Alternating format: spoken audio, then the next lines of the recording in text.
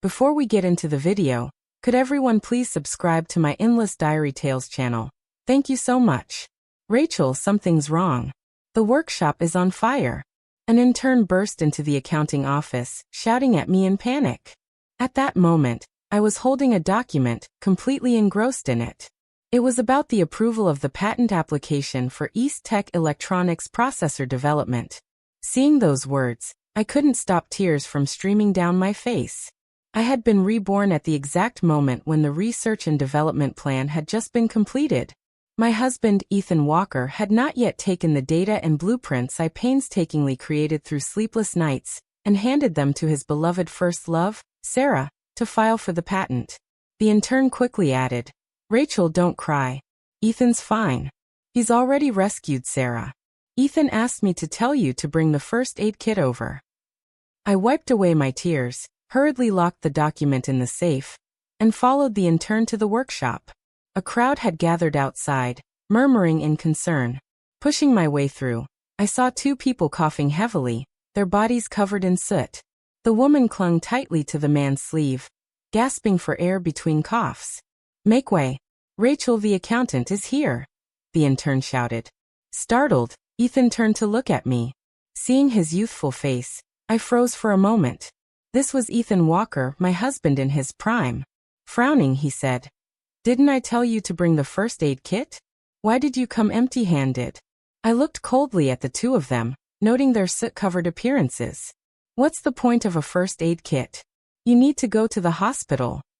In my previous life, I had obediently brought the kit, only to be scolded by Ethan for not preparing burn ointment for Sarah. Hearing my voice, Sarah peeked out from Ethan's arms and said weakly, "Sister-in-law, don't blame Ethan. He ran into the fire to save me." Ethan gently patted her back. "Don't talk. Let's get you to the infirmary first." The older employees exchanged glances. One senior woman attempted to step forward and separate them, but Ethan dodged her, continuing to hold Sarah as they headed to the infirmary. One of the older employees pulled me aside and whispered, "Rachel, you need to be careful.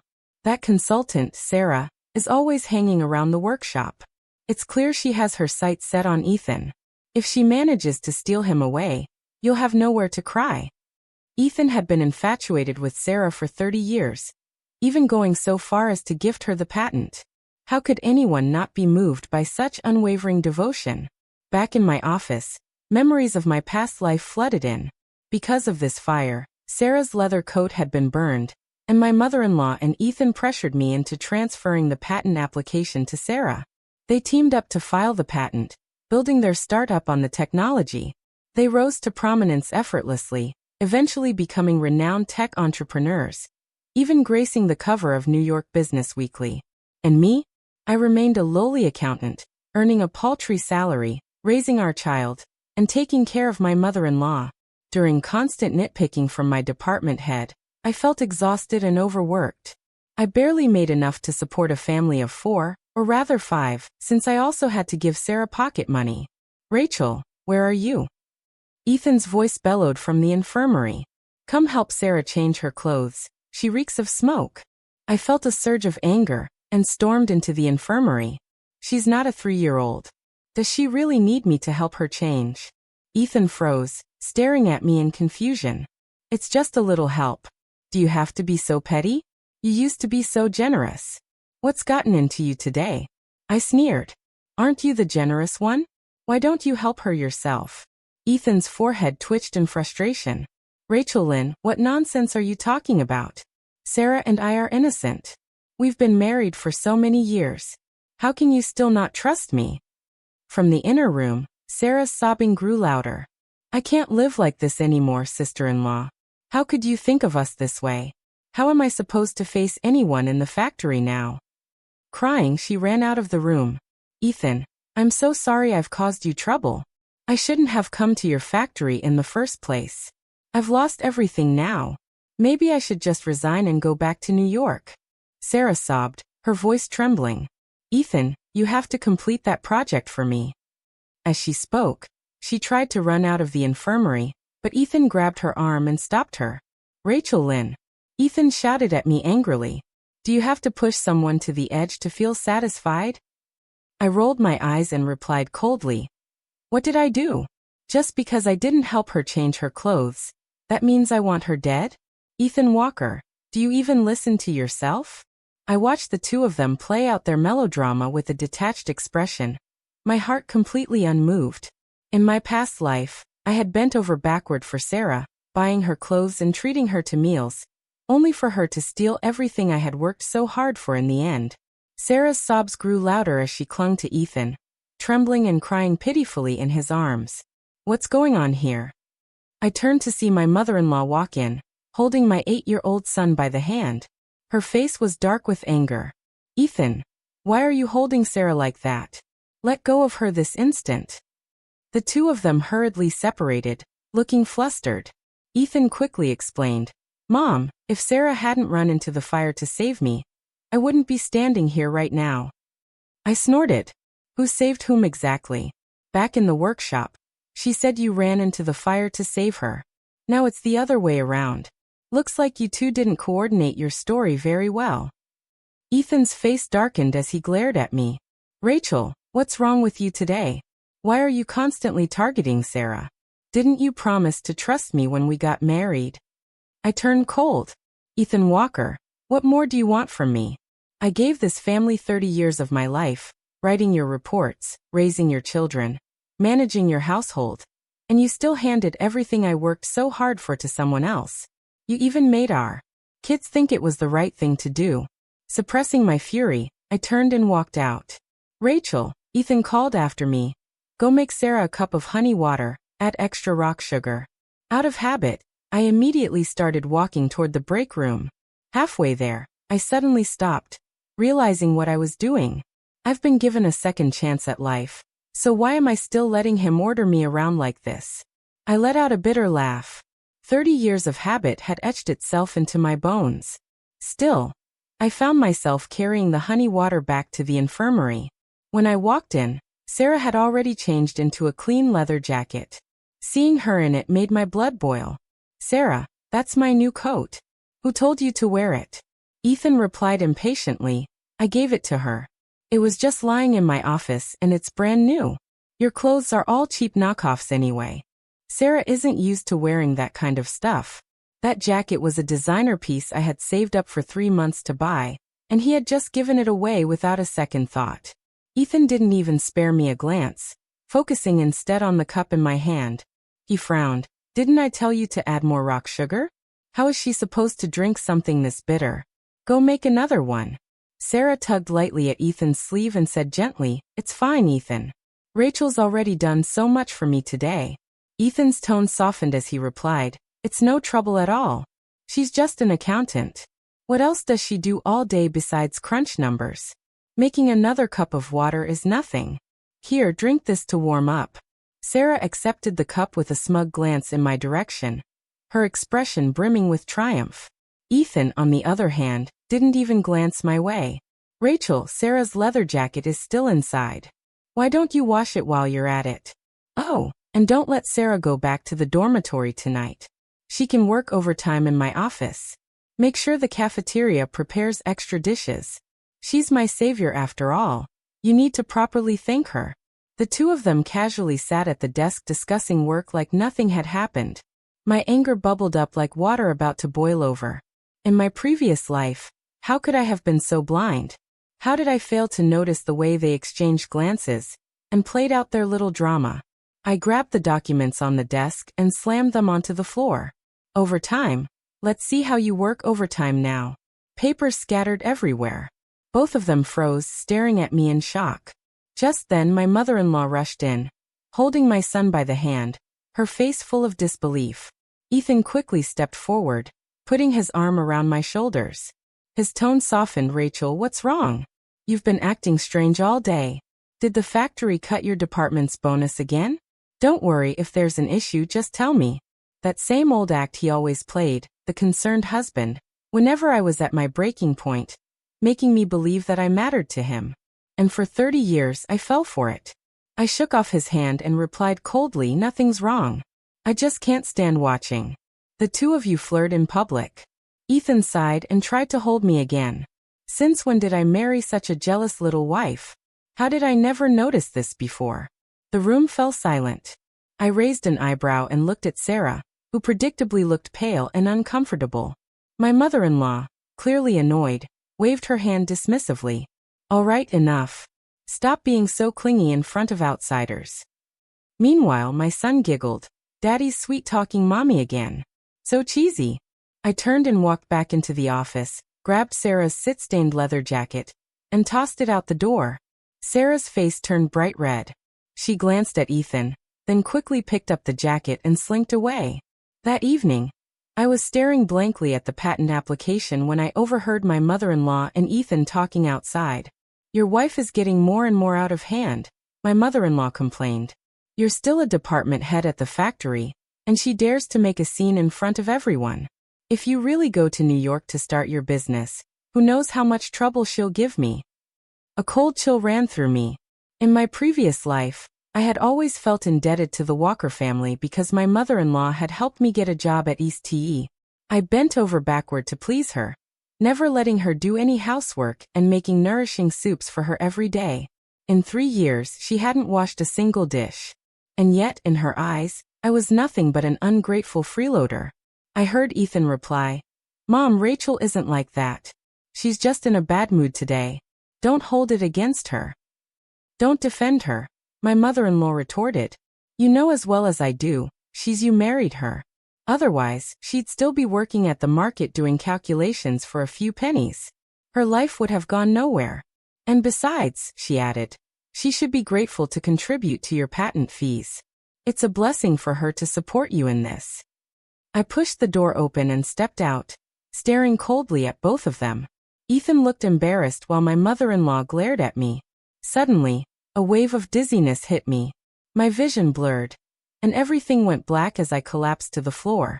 When I regained consciousness, Ethan, my mother-in-law, and my mom were all gathered around the bed, smiling down at me. Still groggy, I looked up at them. Ethan's face lit up with excitement. No wonder you've been acting out today. You're pregnant. My mom laughed. I know my daughter. She's always been so well-behaved and sensible. She wouldn't even argue, let alone shout. She gets scared if someone just raises their voice at her. Isn't this because you're pregnant? That's why you're acting so impulsive, Ethan said, letting out a sigh of relief. Thankfully, it's just that. Otherwise, Sarah might have accused us of harassment. Pregnant? I froze. This was around the time I was supposed to be carrying our second child. Our son was already 8 years old, and now there was another one on the way. But how would I apply for the patent like this? How would I start the company? I remembered the disdainful looks my children gave me in my past life. Gritting my teeth, I thought maybe this child isn't meant to be. My mom gently patted my head. Where's the patent file? Go get it. You won't be using it anyway, Ethan spoke softly. Rachel, you don't have the energy to handle this patent right now. Why not give it to Sarah? She's been working on this for years. It's perfect for her. My heart turned cold instantly. No, I said firmly. If you dare to give her the patent, I'll divorce you. Before I could finish speaking, my mom slapped me across the face. You ungrateful girl. How dare you talk like that? Ethan spoils you too much. Pregnant or not, I'll still slap some sense into you. Tears welled up in my eyes as I demanded. Why? Why can't I apply for the patent? Why do I have to give it to someone else? My mom's voice grew louder, piercing through my resolve. Because you're a woman. Because you're a mother. Because you're pregnant with another child. And you still think you can start a business? Who would dare hire you? Women like you shouldn't be out there trying to make a name for themselves. You're a disgrace to all women. Her words cut into me like knives. Even though I was now reborn with 30 years of experience, my mother's words still stabbed at my heart. But this time, the 30-year-old me and the me from 3 decades ago screamed back in unison. So what if I'm a woman? So what if I'm a mother? So what if I'm pregnant? This patent is mine. I researched it, and I deserve to own it. What's so disgraceful about that? I'm proud of myself. I carefully counted the money in my savings account. It was only $1.50, barely enough to cover the patent application fee. But then, what about the child I was carrying? Before I could make up my mind, I ran into Sarah in the cafeteria. She approached me with a triumphant smile, lowering her voice as she said, "Rachel Lynn, do you really think Ethan cares about you? Keep dreaming. Ethan only has me in his heart. Why else would he give me all your patent documents? You're just a pathetic loser who'll spend her whole life crunching numbers in this tiny factory. You'll always be nothing more than a worker bee." My chest tightened. I dropped my lunch tray and ran straight to my office, my heart pounding as I searched every corner of the room. I frantically tore through the hidden compartment in my makeup bag where I had stashed the documents, but they were gone. I slumped into my chair, my mind completely blank. From outside, I heard my mother and Ethan talking. "My daughter still hides things the same way she did as a kid," my mom said with a chuckle. "Always in the secret compartments. It wasn't hard to find." Ethan's voice carried a trace of guilt.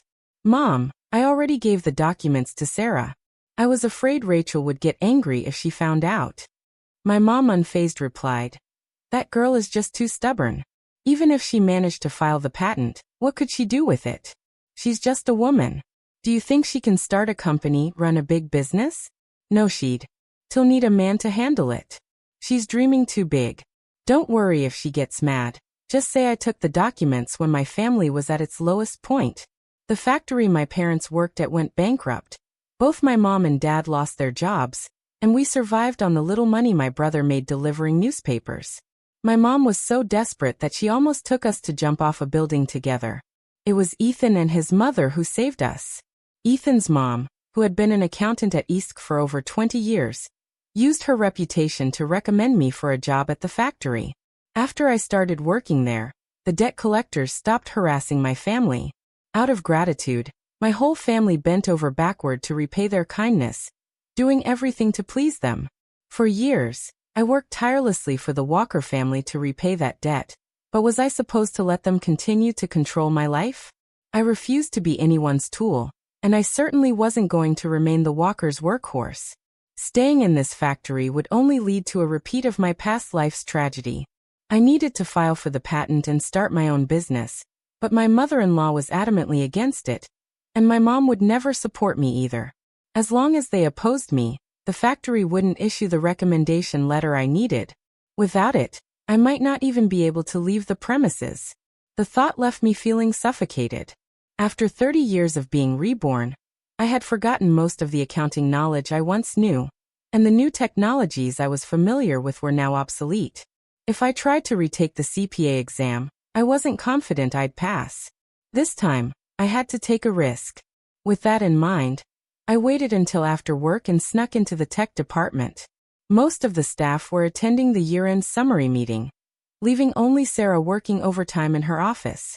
Standing at the doorway, I shouted, "Sarah, give me back my blueprints, you shameless thief. Did you think seducing my husband would let you steal my patent too?"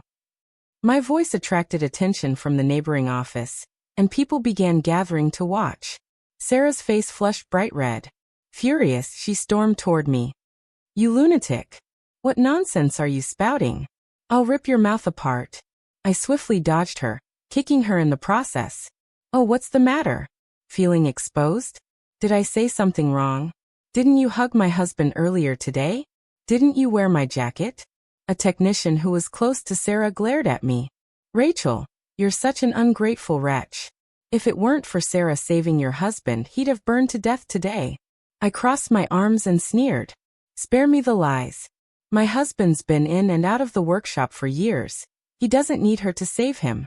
She just wanted an excuse to grope him and snag my jacket while she was at it." Turning back to Sarah, I demanded, "Hand over the jacket now." I marched up to her and yanked at the jacket she was wearing. I didn't care if I looked like a shrew. I was taking back what was mine, tears streaming down her face. I pulled off the jacket and threw it at me. "Take it. Who cares about your stupid jacket?" I smirked coldly. "I don't care what you wear, just stay away from my husband. I know all about what you two were up to in college. Now that we're married and have children, you still can't leave him alone. Have some shame." "That's a lie. You're talking nonsense." Sarah was so enraged she stomped her feet, tears flowing uncontrollably. Taking advantage of the chaos, I dashed into her office and headed straight for her desk. I rifled through her drawers until I finally found my patent application documents. Holding the files tightly, I turned to leave, but she chased after me, trying to snatch them back. I held the papers up high. "If you try to take these, I'll tear them to pieces." The onlookers began whispering, calling me a thief. I shot Sarah a cold glare. "They're saying I'm stealing. Let me tell you, I'm just taking back what's mine. Do you dare show them what this is?" I shouted at Sarah. "Do you dare claim this is your work?" Sarah bit her lip, unable to respond. She couldn't admit it. If people found out she had stolen my blueprints, her career in the tech world would be over. Seeing her like this, I let out a cold laugh.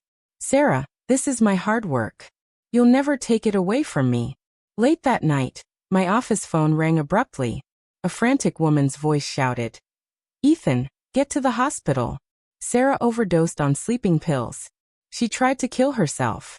Ethan bolted awake, grabbing his coat in a rush but not even bothering to put it on as he ran out the door. Startled, I lay back down and calmly locked the bedroom door. The toughest days were yet to come. Before dawn, chaos erupted downstairs. Ethan banged on my door shouting, "Rachel Lynn, what did you say to Sarah yesterday? Do you have to push her to the brink of death to feel satisfied?" Yawning, I replied casually, "She didn't die, did she? Why are you making such a fuss? If she keeps pulling these suicide stunts, maybe it's because I called out her shady behavior, and now she's too embarrassed to face anyone." Ethan stared at me in disbelief. "Rachel, I thought you were different from those petty, gossiping housewives. You're an educated professional woman. How did you become so vulgar and mean-spirited?" Leaning against the door frame with my arms crossed, I replied, "Oh, so now you're just realizing what I'm like. Too late. We've been married for 4 years." My mother-in-law clutched her knees, shaking her head in frustration. "Oh, this is such bad luck for our family. How could we have such a disgraceful daughter-in-law?" Before the argument could escalate further, the factory director rushed over, his face grave. "Sarah's still in the hospital. She claims Rachel drove her to attempt suicide. The entire tech department is in an uproar. You need to figure out how to handle this."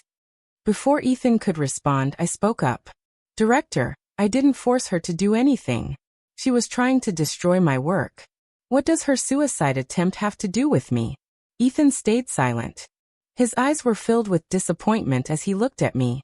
That familiar look made my heart tremble, and I instinctively lowered my head.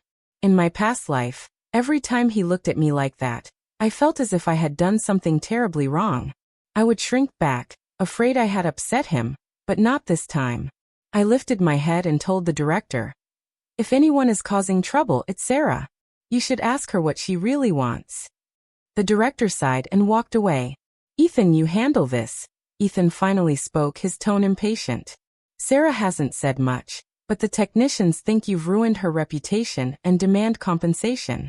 They want you to voluntarily transfer the patent application to Sarah, so she can file it herself. Also, they're suggesting you give her some money for the patent fee." I remained silent, waiting for him to continue. Ethan's tone softened. "It's not a lot, just $200. I know you're pregnant and feeling sensitive, so I didn't tell you when I gave the documents to Sarah. But who knew you'd go and take them back? Can't you just let this go? $200? I scoffed. "Where are we supposed to get that kind of money? Tell Sarah she's not getting a single penny." Before Ethan could respond, my mother-in-law interjected angrily. "Absolutely not. What does her life or death have to do with us? At most, we'll give her the patent. That's more than enough." It hit me then. Everyone already knew the documents had been given to Sarah except for me. Ethan looked exasperated as he turned to his mother. "Mom, please don't make things worse." But she wasn't having it. "How am I making things worse? This is extortion. What does her drama have to do with us? She can take the patent and be done with it." Ethan sighed and said quietly, "Mom, Sarah's salary isn't very high. We haven't saved much over the years." Ethan muttered, "We can't let her apply without any funds." My mother-in-law grumbled, "That's her problem." Watching this mother and son duo decide in just a few sentences to once again give away the fruits of my labor without consulting me made my heart ache. They knew I didn't agree, Knew I had even fought to get the documents back, and yet they didn't bother to ask me how I felt. Was it the same in my past life? Did I also have no place in this family? I pushed past them, heading for the door. No, I don't agree. Why should my patent be given to her? I want to ask her myself. What right does she have to take credit for my work? Ethan grabbed my arm and lowered his voice. Rachel Lynn, do you really have to push someone to their breaking point before you're satisfied? I pulled my arm free and asked, what did I do? All I did was take back what's mine, and you call that pushing someone? Ethan's frustration boiled over. You said those things in her office, rummaged through her drawers, and destroyed her reputation. What more do you want? I only spoke the truth, I replied coldly, brushing his hand off. If her reputation is ruined, that's on her. Ethan's voice rose. Fine. If it's my fault, I'll handle it. My mother-in-law wasn't finished. What are you saying? A husband's problems are a wife's problems? I should have a word with your mom. What kind of upbringing is this? She didn't need to bother. My mom had already arrived. After some discussion, they decided Sarah would get $200 in my patent application. My mom sat with Ethan and my mother-in-law, appeasing them while glaring at me with barely concealed fury. I knew she would pull me aside later to lecture me about not appreciating the Walker family's great kindness. Through my tears, I pleaded with her. Mom, I know without the Walkers we wouldn't have the life we have now. I've been repaying them all these years. We even used our family savings to fund Ethan's research. But Mom, I want to start my own business. Can't you support me just this once? If I succeed, I promise I'll repay the Walkers tenfold. In my past life, I was just a miserable woman living paycheck to paycheck. I couldn't even afford your medical expenses, and I had to watch helplessly as you suffered. This time, I want to use my skills to give my family a better life. My mom slapped me across the face, then stormed out, her anger palpable. Ethan came in a few moments later, holding a glass of milk, looking conflicted.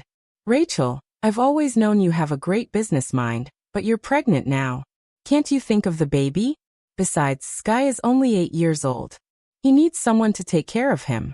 Are you really willing to leave him behind to start a business?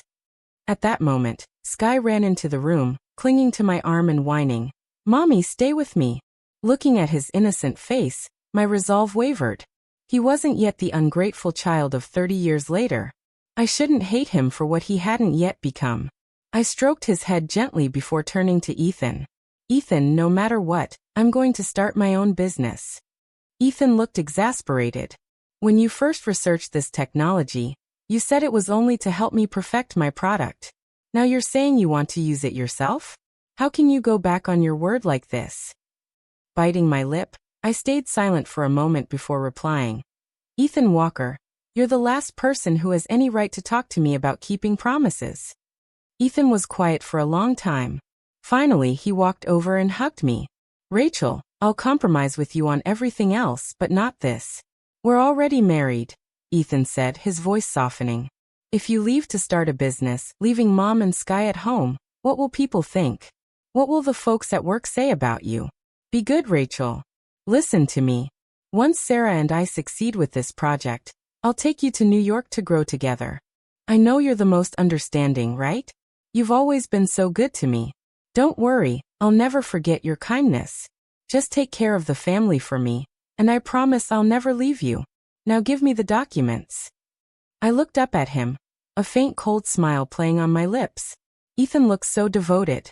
After all, in my past life, he had never left me, but his heart had always been with Sarah. This is Ethan. I said, my tone icy. I'll start the business and you can stay home to take care of the kids and manage the house. What do you think? His face darkened instantly. What kind of joke is that? You, a woman starting a business? That's absurd. When he saw me staring at him without blinking, his tone softened again. Rachel, look at any family. Isn't it always the man out there fighting for success, while the woman stays home to raise the kids and keep the house running? If you make me a house husband, what will people think of me? You're a woman. You should focus on the home. I let out a cold laugh. A woman can't start a business? Then why did you give my documents to Sarah? Ethan's face flushed, shifting between pale and red, but he couldn't muster a reply. Reaching out toward me, he said, "Rachel, why are you being so stubborn? I've tried reasoning with you, but you won't listen. Please stop this nonsense and hand over the documents." Okay. I stared at him coldly. "Either let me start my business or we get a divorce. Your choice." Ethan froze, his eyes wide with shock. "Rachel Lynn, are you insane? We're living a good life. Why would you talk about divorce?" "Then divorce it is," I said resolutely. Suddenly, Sky burst into the room, clinging to Sarah's leg. "I want Auntie Sarah to be my mom." I drew in a sharp breath, my fists clenching tightly. I stared at him, and the innocence in his eyes from earlier was gone, replaced with a calculating coldness. "This child, he's been reborn too." He continued crying out, "Dad, I want Mom Sarah. I don't want anyone else." Ethan quickly pulled him away, repeatedly apologizing to Sarah. I'm so sorry. He doesn't understand what he's saying. Please don't take it to heart." Sarah's face flushed a deep red as she looked between Ethan and Sky. I watched this scene unfold with icy detachment, feeling like an outsider in my own family. Sky's cold and different gaze bore into me, and I couldn't help but wonder, could Ethan have been reborn as well? If he was, would he make the same choices as before? Before I could dwell on it further, a group of technicians stormed into Ethan's office. They accused him of sexual harassment against Sarah and demanded he take responsibility. One technician, his face red with anger, shouted, "We're all educated professionals from top universities here to support local industrial development. And this is how you treat our technical consultant? This is disgraceful." Another added, "We're taking this to the Labor Bureau if you don't handle this properly." As it turned out, someone had seen Ethan and Sarah embracing in the lab's dark storage room. Ever since, Sarah had been in tears, claiming to be the victim. The technicians all believed that Ethan had harassed Sarah, combined with the insults I had hurled at her earlier. Everyone thought Ethan had led her on and then discarded her, causing the uproar that now landed us in the factory director's office. I asked the technicians, "Ethan is already married. What do you want him to do to take responsibility? Why do you expect him to marry Sarah?" The technicians exchanged awkward glances. The leader cleared his throat and said, "Sarah says this is all a misunderstanding. We don't want to blow things out of proportion. Just pay her $20 as an apology, and we'll let this go. If you don't, we'll make sure you get nothing from us." I immediately rejected their demand. The leader's face darkened. "If you're too stingy to pay, we'll go to the police. Sexual harassment is a crime and it can land someone in jail." Shrugging, I replied, "We don't have that kind of money. Go ahead, report it wherever you want." Ethan looked at me, his face filled with pain. "Rachel, how can you be so heartless? Are you really going to let me go to jail?" Leaning in closer, I whispered mockingly, "They won't actually report it. Sarah loves you too much to let that happen." The technicians, enraged by my defiance, stomped their feet. "Fine, we're going to the police right now. Don't regret this." Just as they were about to leave, my mother-in-law stormed in. "No, you can't," she shouted. Without hesitation, she slapped me hard across the face. "Rachel Lynn, you ungrateful wretch. If it weren't for our family helping you, you'd still be crunching numbers at the farmer's market. And now you want to ruin my son's life. You're a venomous woman." Dodging her next slap, I replied coldly, "Mom, you're blaming the wrong person. Ethan's the one who was caught acting improperly. It has nothing to do with me." My mother-in-law's fury only grew. "How is it not your fault? They want money and you're refusing to pay." "I don't have the money," I said flatly. "Then borrow it from your mother," she snapped. Taking a deep breath, I refused firmly. When I married into this family, my mom had emptied her savings to give me a dowry worth $50. Without that money, the Walkers would have gone bankrupt long ago, and Ethan wouldn't have had the opportunity to become a department head at this factory. Seeing my refusal, Ethan looked at me with a wounded expression. Lowering his head, he said quietly, "Then go ahead and report it." "No, Ethan." Sarah suddenly appeared at the door, tears streaming down her face. With a trembling voice, she explained, "It was all a misunderstanding. I fainted in the lab because of the chemical fumes, and Ethan only helped me. He didn't harass me. You've all misunderstood." Sobbing, she limped away. Ethan started to chase after her, but hesitated. His hand froze midair before he crouched down, burying his face in his hands, and began to sob uncontrollably. Suddenly, pain shot through my leg. Looking down, I saw my son kicking me. "Bad woman. Bad woman," he yelled angrily. "You ruined Sarah's reputation." His words stung, but I stayed silent. Later, I learned that Sarah's reputation had indeed been damaged. A salesperson had cornered her in the parking lot, making advances and putting his hands on her. Ethan had arrived just in time to chase the man away. Afterward, Sarah coldly told Ethan to stay away from her. "I'm a disgraced woman now. Meanwhile, you're about to move to New York to start a brilliant career. We're from two different worlds, now let's leave it at that," she cried. "Ethan, fulfill my dreams for me. Forget about me. Someone else has told me he doesn't care about my reputation and wants to marry me. I'm going to marry him." But Ethan grabbed her, pulling her into an embrace, and kissed her passionately. "No, I won't allow it." I stood nearby with the salesman and his colleagues, watching as Ethan and Sarah kissed passionately, completely oblivious to their surroundings. My mom and mother-in-law knelt before me, begging, "Don't go through with a divorce. Just give the patent to Sarah. If she marries the salesman, she'll leave Ethan forever." I didn't believe a word of it. In my past life, she had promised the same thing, that she wouldn't see Ethan again after taking my hard work. But didn't they remain entangled for 30 years? My mom slapped me repeatedly, shouting, "How did I raise such an ungrateful child? You're already a mother, yet you're still obsessing over starting a business. What will happen to this family if you leave? Where will you find another man as good as Ethan?" "Rachel, listen to your mom. I'm only thinking of what's best for you. Don't act out. Think of the baby you're carrying." But I didn't need to think about it. The sharp pains in my abdomen told me everything I needed to know. The herbal medicine I had taken was finally working. Looking down, I saw blood pooling at my feet. My son's expression shifted into something complicated, a mix of confusion and calculation. I smiled at him, but this time nothing could hold me back. In the end, I divorced Ethan. My mom sighed as I packed my belongings and moved back to my childhood home.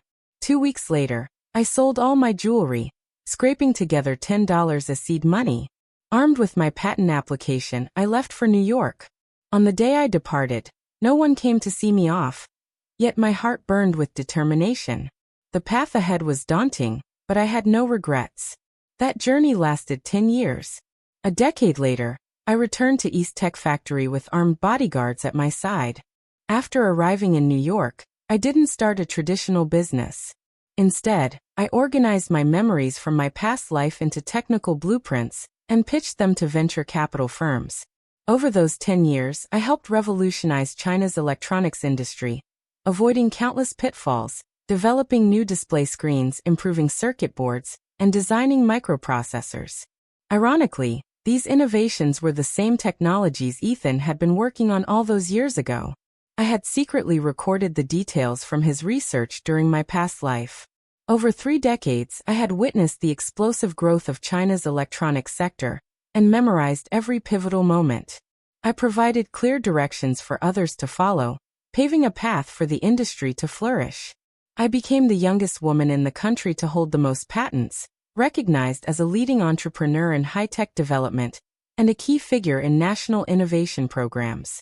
When I saw Ethan again, I expected him to have achieved the same success as in my past life, where he had become a chief engineer. Instead, he was just an ordinary technician with 2 children in tow. As it turned out, before he and Sarah could marry, her family demanded $20,000 in dowry and seized his patent documents, handing them all to Sarah's brother. They threatened to accuse him of harassment if he didn't comply. Ethan had tried to rebuild his career, but was overwhelmed by domestic responsibilities. He barely had time to focus on research. Every year, he talked about starting his own business, but Sarah always found excuses to delay him. Over time, his skills became outdated, and he resigned himself to a stagnant life at the factory. Both he and Sarah were trapped, their ambitions unfulfilled. As for my son, he had spent his childhood caring for his younger siblings and serving Sarah, fetching her tea and catering to her whims. When he saw me, his eyes lit up with excitement. He rubbed his hands nervously and looked up at me, saying shyly, "Mom, you're amazing. I saw your name in the Economic Times. I never imagined my mom could be so extraordinary. Are you here to take me with you? I've already packed my things. We can leave now." I shook my head. I have a company to run. I don't have time to take care of a child. Besides, you're in the perfect place to enjoy watching your dad and Sarah live their sweet little life together. His face fell in utter disappointment. "Mom, can't you see what kind of life I'm living here? I can't take it anymore. Please take me with you. I've been waiting for you all these years." I smiled and said, "Isn't this the life you chose for yourself?" My son, clearly furious, shouted, "Mom, you were reborn too, weren't you? How can you be so selfish? You're the one who ruined Dad's future." I let out a cold laugh, choosing to ignore him. Ethan stood before me, stammering nervously, "Rachel, you're back. Do you want to come home for a visit?" I shook my head, declining his invitation. The past 10 years had helped me let go of the resentment I carried in my previous life. Without another word, I turned and walked away. Behind me, I could hear Sarah and Ethan arguing. When I arrived at my childhood home, I saw my mom, her hair now fully gray. "Mom," I said, "I'm back. These past years I've been doing well. See? I didn't need a man to make something of myself." Tears filled her eyes as she said, "I'm sorry. Back then, I nearly destroyed you." I hugged her tightly. "It's okay, Mom. You only wanted the best for me. In your generation, you believed that marrying into a good family was the best future for a woman. But look, Mom, women can stand on their own. Being reborn didn't mean I wanted revenge on those who hurt me. It meant I could live a better, brighter life." Ethan's perspective, epilogue. The day I woke up in the hospital, everything was blurry. At first, I thought I saw Rachel's silhouette, but when I opened my eyes, it was Sarah holding our youngest daughter and crying. Then it hit me. I had cancer. My time was running out. The hospital room was silent except for the rhythmic beeping of the monitors. Each beep felt like a hammer striking my chest. When had things gone so wrong? Maybe it was the day of the fire. If I hadn't rushed into the flames to impress Sarah, Rachel wouldn't have taken back her patent. If I had been more careful and not let anyone see Sarah and me embracing in the lab, everything might have been different. It's ironic. At the time, I thought I was clever, thinking I could have it all. But one misstep ruined everything. Over the years, whenever I saw Rachel on TV, I felt a pang of regret. That woman who fought her way to the top in New York, known as the mother of Chinese chips and hailed as a tech innovator at international conferences. Was that really the same Rachel who had once been my wife? Sarah admitted to me one day that the patent she took had always been Rachel's work, her research, her designs. I had been blind, believing that Sarah was my true love, and I even helped her steal Rachel's hard work. My son entered the room, glaring at me. "Dad," he said coldly, "do you know why I've always hated you?" I closed my eyes weakly. Of course I knew. In our past life, you and Sarah conspired to take everything from your mom. You forced her to stay home and take care of the family while giving all the credit to Sarah. My sister and I even joined you in belittling her. This time, Mom left early, and now you and Sarah are living miserable lives. Don't you think this is karma? Tears finally streamed down my face. "Yes," I whispered, "this is karma." Hearing this, Sarah lost her composure and lunged at our son, slapping him repeatedly. "What nonsense are you spouting? What past life? What karma?" Weakly, I stopped her. "Enough. I remember it all now." The Sarah I had once seen as gentle and hardworking was gone, replaced by an angry, bitter woman. Maybe this was who she truly was all along. "Ethan, what's wrong with you? Don't believe his nonsense. This is all Rachel's fault," she shouted hysterically. I shivered. "Leave. Take the kids with you. I don't want to see you again." From the moment I was reborn, we were destined to lose. We were too selfish, always scheming and taking, never giving anything in return. I closed my eyes, and Rachel's figure came to mind. The way she had walked away that day, wearing a simple white dress, her back straight and unyielding. She never looked back. Now I realized she was right to leave. The room fell silent again. I knew my time was short. Let this life end in regret. Rachel, I'm sorry, I whispered. Now I understand some people, once lost, are gone forever. The monitor let out a long, continuous beep. My consciousness faded, and for the first time, I accepted my defeat.